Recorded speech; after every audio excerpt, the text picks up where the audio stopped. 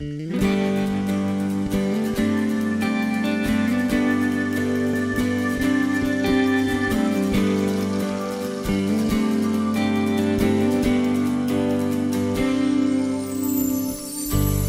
여호와를 찬송하리니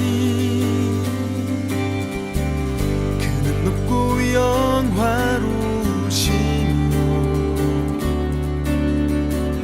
말과 그탄 자들을 깊은 바다에 던지셨음이로다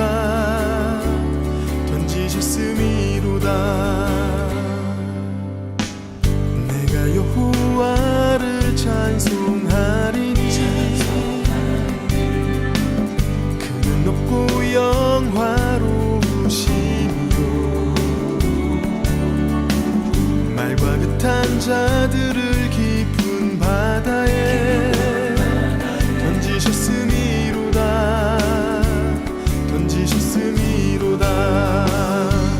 여호와는 나의 힘이요 나의 노래요 여호와는 나의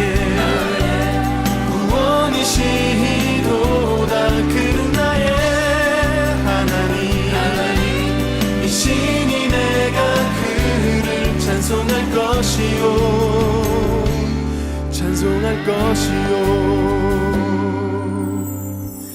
내가 여호와를 찬송하리니 그는 높고 영화로우시며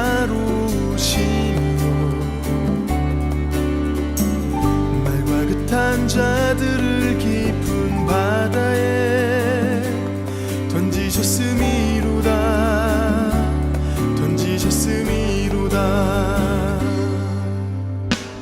내가 여호와를 찬송하리니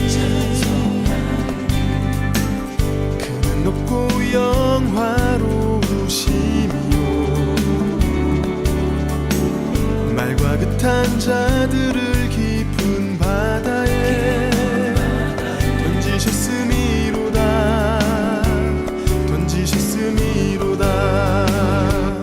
여호와는 나의 힘이요 나의 노래요 여호와는 나의 구원이시도다 그는 나의 하나님이시니 내가 그를 찬송할 것이요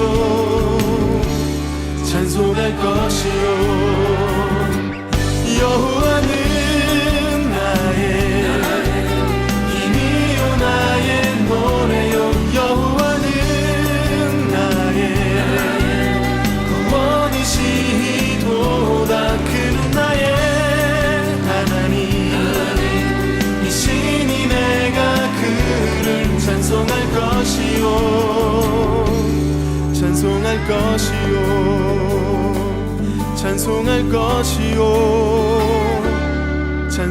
것이요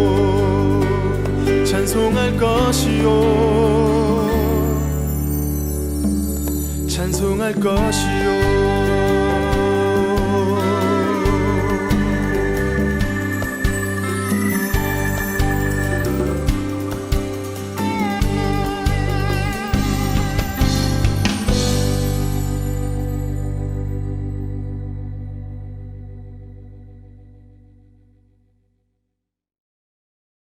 네, 안녕하세요.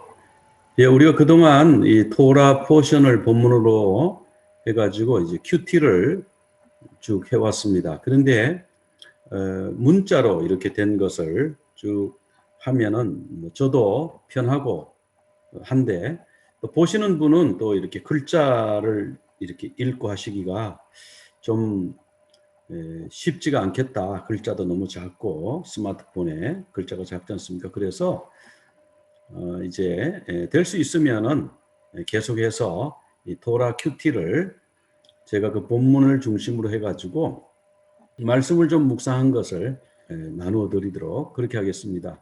10분 내외로 말씀을 요약해서 그저 이렇게 좀 전해드리고 그 말씀을 묵상하시면서 또 기도도 하고 그렇게 하면 좋겠습니다. 그래서 이제 오늘 토라 큐티의 주간 제목이 뭐냐면 바에라. 그래서 이거는 and I appeared. 내가 나타났다. 누가 나타났냐면 하나님이 나타나셨어요. 이제 어떻게 나타나셨느냐 하는 것이 오늘 본문에 나옵니다. 오늘 본문을 같이 한번 읽어보겠습니다. 하나님이 모세에게 말씀하여 이르시되 나는 여호와라. 내가 아브라함과 이삭과 야곱에게는 전능의 하나님으로 나타났으나 나의 이름을 여호와로는 그들에게 알리지 아니하셨고, 여기 보면 내가 나타났으나 6장 3절에 내가 나타났다 이런 말씀이 나오죠. 그래서 이 주간 제목이 바에라, 내가 나타났다. 영어로는 and I appeared.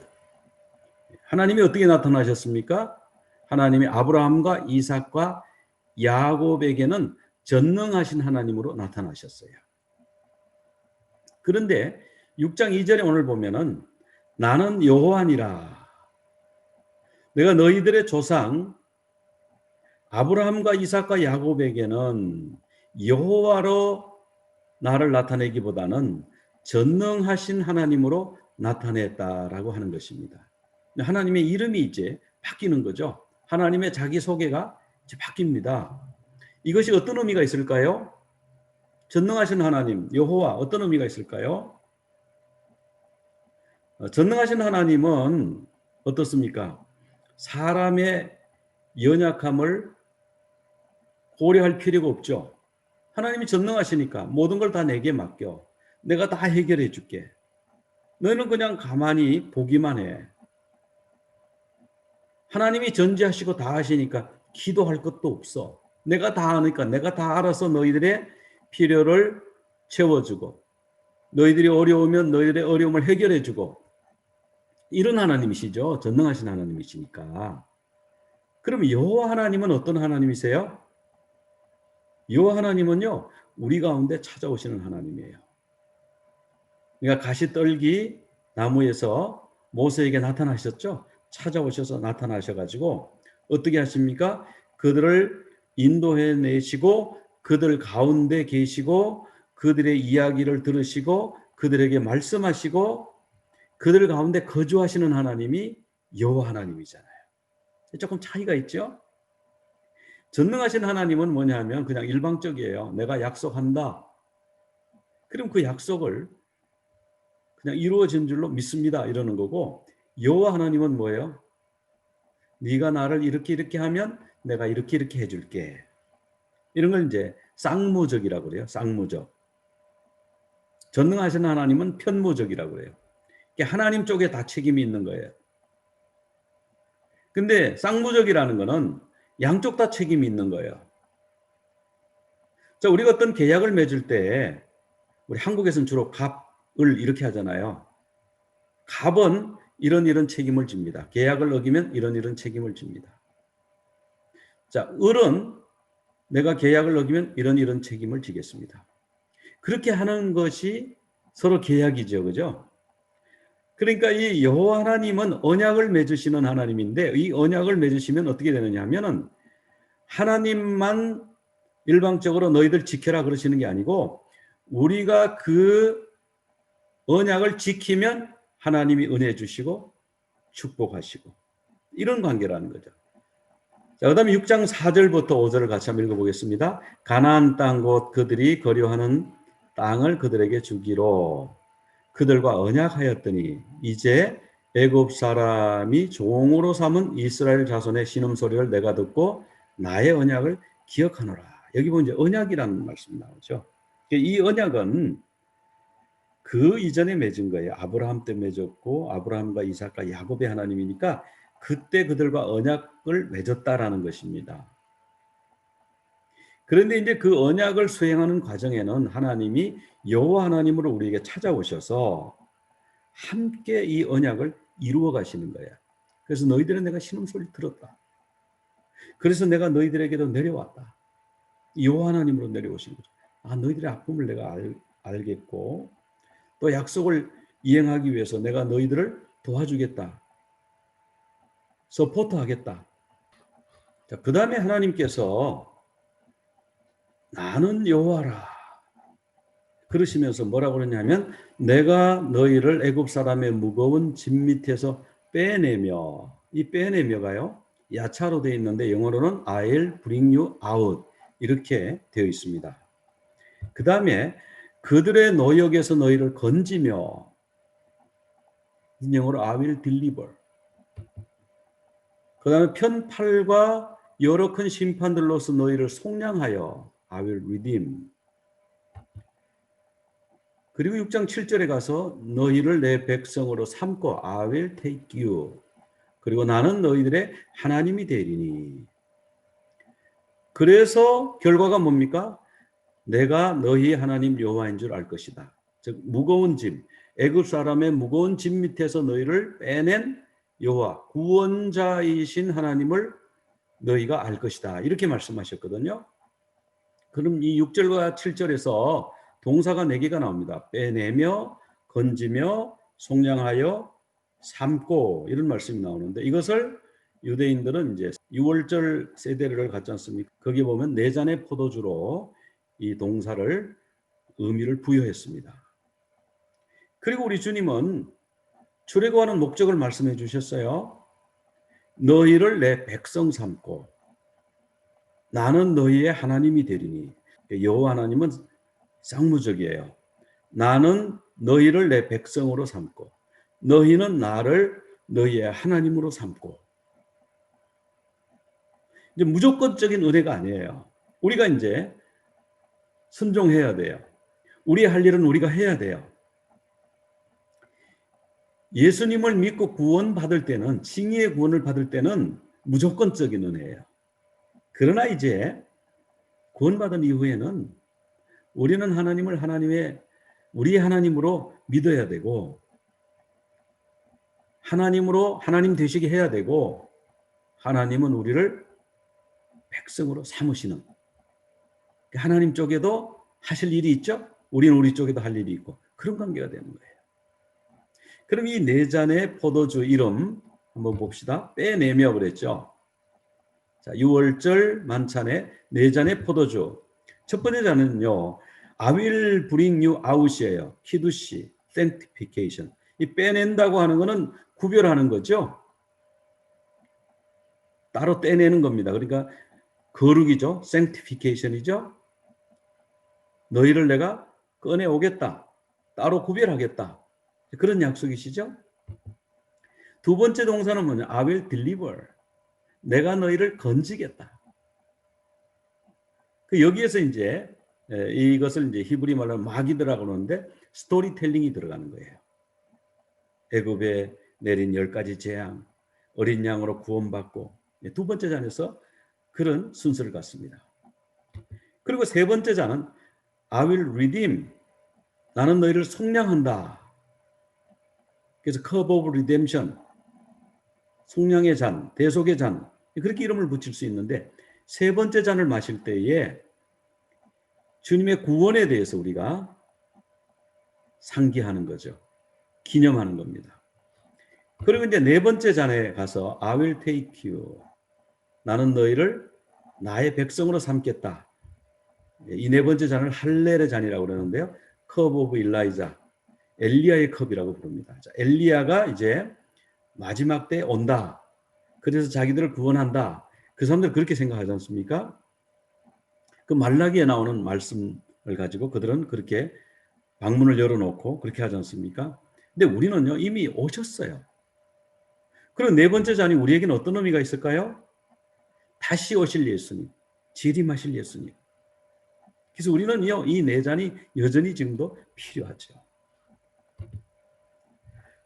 자, 그리고 출애굽기 6장 8절부터 거기 보면은 아브라함과 이삭과 야곱에게로 주기로 맹세한 땅으로 인도하시겠다 그랬는데 그 9절에 보면은 이들이 모세의 말을 잘 듣지를 않습니다. 왜냐하면 마음이 상해서. 나는 여호와라. 내가 너희들의 언약을 기억하고 너희들의 신음소리를 듣고 내가 목자를 세워서 하나님의 대행자 모세를 세워서 너희를 구원하시겠다. 약속을 지키시겠다. 그러면 아멘하고 막 따라 나서야 정상 아닙니까? 그런데 마음의 상처 때문에 듣지 않더라. 하나님 말씀을 듣지 않더라. 모세가 이게 하나님 말씀이야. 여호와라고 말씀하시면서 나타나셔서 우리 조상들에게 약속하신 그것을 지키신데, 이루어 주신데 해도요, 안 들어요. 왜? 마음에 상처가 있기 때문에. 여러분, 이 상처를 뽑아내야 돼. 마음의 상처를 안 뽑아내면요, 하나님 말씀이 안 들어와요. 10절부터 보면은 내 백성을 내보내라. 자, 그렇게 하나님이 미션을 주시는데 모세는 하나님, 이스라엘 자손은 내 말 안 듣는데 바로가 제 말을 듣겠습니까? 나는 입이 둔하지 않습니까? 내 환경과 내 처지를 자꾸 이야기하는 거예요. 하나님에게 고정이 돼야 되는데 눈이, 내 환경에 눈이 고정돼서 나는 이런 것도 안 되고요, 저런 것도 안 되고, 여건이 안 됩니다, 조건이 안 됩니다, 이것도 없고 저것도 없고 다 없습니다. 되겠습니까? 근데 하나님의 관점은요, 내가 입을 지었고 내가 역사하면 내가 건지겠다는데, 내가 너희를 속량해서 인도하겠다는데, 하나님의 관점으로 보면 이게 단순한 거예요. 근데 우리가 우리 관점으로 보면 너무나 처리해야 될 일이 많은 거예요. 너무나 필요한 게 많은 거예요. 그래서 오늘 이 말씀을 통해서 우리가 생각해 볼 수 있는 말씀은, 하나님은 우리를 하나님의 백성 삼기 위해서 우리를 구원하십니다. 그리고 우리는 하나님을 우리의 왕으로, 우리의 하나님으로 모시는 것이 하나님의 구원의 뜻입니다. 근데 우리는 우리를 구원하시는 그 하나님을 바라보고 감사하고 하나님의 인도함을 받기보다는 자꾸 내게 있는 어떤 조건이나 환경이나 그런 걸 보고, 아이고 난 못해요, 난 못해요, 이렇게 말하지 않는가. 또 내 속에 있는 상처 때문에, 누구에게 들은 섭섭한 마음 때문에 그 사람이 용납이 잘 안 되고 그 사람 얘기 안 듣게 되고, 그럴 때에 하나님 말씀이 안 들어오지 않습니까? 그래서 마음이 상해서 이스라엘 백성이 하나님 말씀을 못 들었어요. 자, 이 시간 우리 함께 기도하겠습니다. 하나님, 내 마음의 상처를 뽑아내 주시옵소서. 나의 관점을 바꾸어 주시옵소서. 하나님, 응답하여 주시옵소서. 축복하여 주시옵소서.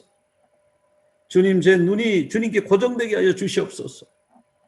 하나님, 나를 건져내시고 속량하여 주시옵소서. 주님의 백성 삼아 주시옵소서. 이 시간 주여 한번 부르신 후에 우리 기도하도록 하겠습니다. יברכך אדוני וישמרך, יאה אדוני פניו אליך והוניקה, יישא אדוני פניו אליך ויעשה לך שלום, ויעשה לך שלום.